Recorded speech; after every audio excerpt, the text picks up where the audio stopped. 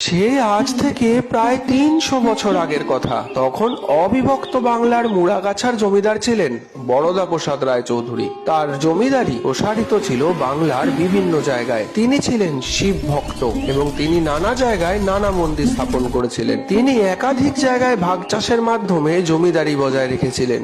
Diamond হারবারের সরিষাতেও সেই ব্যবস্থা ছিল। হঠাৎ একবার সেই সময় সরিষা সহ বিভিন্ন আশেপাশের গ্রামে দেখা দেয় বসন্ত রোগ।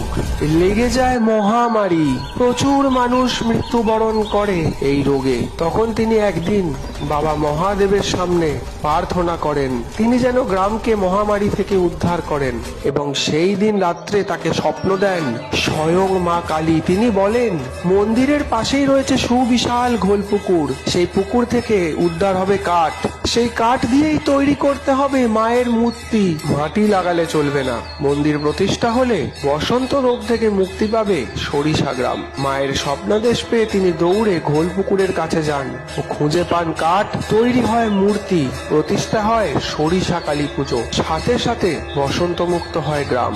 জয় মা কালী।